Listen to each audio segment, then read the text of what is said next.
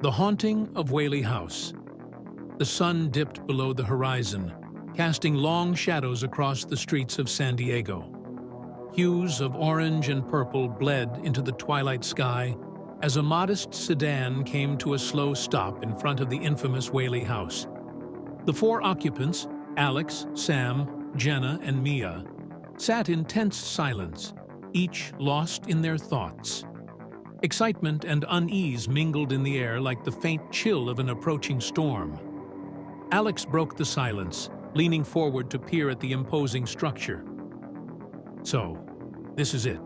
America's most haunted house. Feels normal. Normal?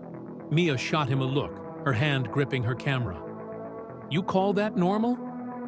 She gestured at the Victorian mansion, its windows dark and foreboding, like hollow eyes watching them approach. Jenna, always the historian, smirked.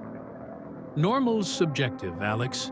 You're looking at a piece of history, a house that's seen death, tragedy, and, well, more than its fair share of ghost stories. Let's not get ahead of ourselves. Sam, ever the leader of their group, adjusted her backpack. We're here to gather evidence, not just stories. If this place is as active as they say, tonight might finally be our breakthrough. They weren't professionals by any stretch, just four friends drawn together by a shared obsession with the paranormal. Their equipment was basic: EVP recorders, infrared cameras, and handheld thermometers. What they lacked in high-tech gear, they made up for in determination. As they stepped out of the car, the house loomed over them, its weathered facade bathed in the last light of day. The front door creaked ominously as they pushed it open, and a wave of musty air greeted them. It carried a chill, and for a moment, Mia thought she smelled tobacco, sharp and acrid. Their guide, Victor, waited in the dimly lit foyer. Dressed in period clothing, he looked every bit the part, his grave demeanor adding to the oppressive atmosphere of the house. "Welcome to the Whaley House," Victor intoned, his voice echoing slightly. "This is one of the most paranormally active locations in the country. I must warn you, those who walk these halls often leave changed." Victor led them through the house, his lantern casting flickering shadows on the walls.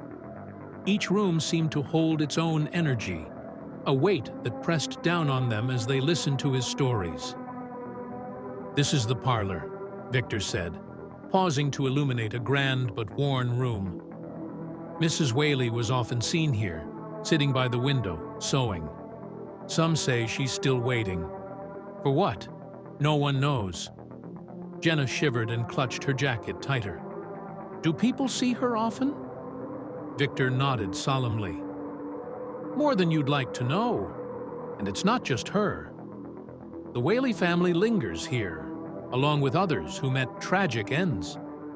The group moved into the dining room, where Victor's voice lowered. "This room hosted many gatherings, but it's also where guests have reported seeing Yankee Jim Robinson. He was hanged on this very property before the house was built. They say his anger hasn't subsided." Mia whispered to Sam, "This is better than any horror movie." As they climbed the creaking staircase to the second floor, Victor stopped in front of a closed door. "This is the children's room," he said, raising his lantern. "Many visitors claim to hear laughter or the sound of small footsteps. The Whaley children. It seems they've never truly left." The faint sound of giggling echoed from behind the door, sending chills down Alex's spine. He glanced at Victor. "How do you work here?" Victor's face grew pale. "I never stay after dark, young man. No one should." By the time they returned to the foyer, night had fully fallen. Victor handed Sam a set of old keys, his expression grave.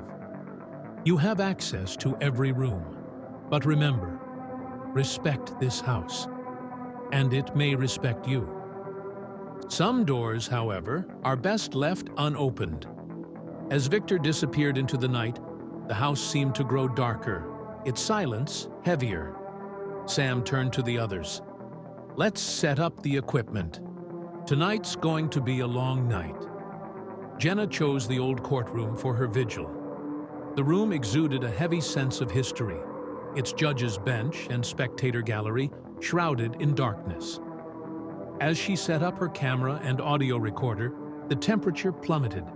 Her breath puffed out in visible clouds. A sound broke the silence. Footsteps.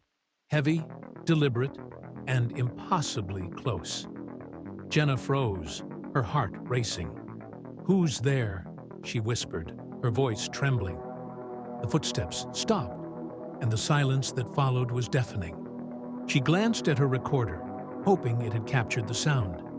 As she replayed the audio, her hands shook. The footsteps were clear, deliberate, and undeniable. "If you're trying to communicate, I'm listening," she said, her voice barely above a whisper.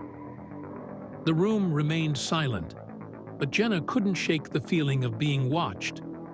Gathering her equipment, she left the courtroom, her mind racing with questions she couldn't answer.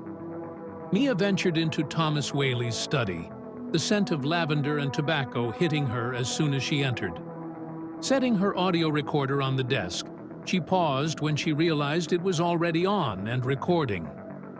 "I don't remember turning this on," she muttered, frowning. Then, faint whispers began to fill the room, a chorus of disjointed voices. Mia's breath caught in her throat. "If you're trying to tell me something, I'm here to listen," she said, her voice shaking. The whispers intensified, swirling around her like a storm before abruptly stopping.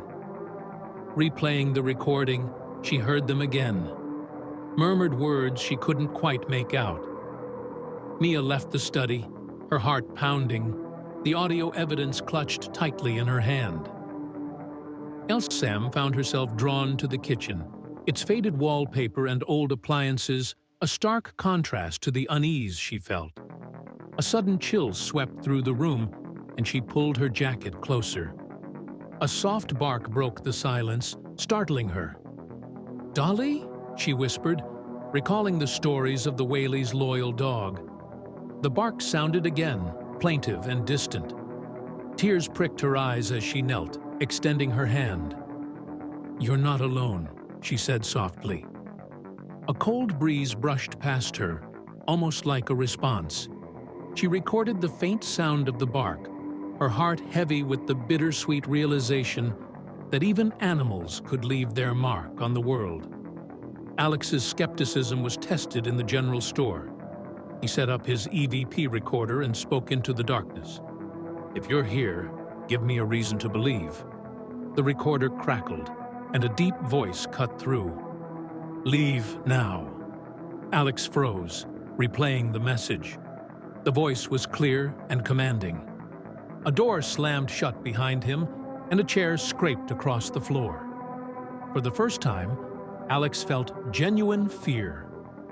He quickly packed up his equipment and left the room, shaken but eager to share his findings. The group reconvened in the parlor, their faces pale and their voices hushed as they recounted their experiences. Jenna's footsteps, Mia's whispers, Sam's bark, and Alex's warning voice painted a vivid picture of a house teeming with activity. As Alex replayed his EVP, the room seemed to respond. The temperature dropped and the windows rattled. "We need to leave," Mia said, her voice trembling. But the front door wouldn't budge. Every window and exit they tried was sealed, as though the house itself refused to let them go. Trapped, the group retreated to the library. A soft glow appeared near the door, and a spectral maid materialized, holding a candle. "Stay here," she whispered. "It's not safe anywhere else." As the maid disappeared, the door rattled violently, and the sound of scratching filled the air. The group huddled together, trusting the maid's warning and refusing to leave the safety of the library. At dawn, the disturbances ceased, and the group ventured out. Passing the courtroom, They were stunned to see spectral figures reliving a trial. Yankee Jim stood at the center, his ghostly form towering as the judge delivered his sentence. "It's like the house is showing us its memories," Jenna whispered, her voice filled with awe. The courtroom faded as they moved toward the front door, which finally opened. Victor was waiting outside, his face pale. "You're lucky to be out," he said. "This house doesn't always let people go." At a nearby cafe, the group reviewed their EVP recordings. Each voice, each sound, confirmed what they already knew. Something unexplainable lingered in the Whaley House. "This changes everything," Sam said. "We've captured proof." Alex nodded, his skepticism replaced by a newfound respect for the unknown. "I never believed until now." As they left the cafe, the sun rising higher in the sky, the group felt a bond stronger than ever. The Whaley House had tested them, challenged their beliefs, and left them forever changed. And though they had escaped its grasp, they knew the memories and the voices would stay with them forever.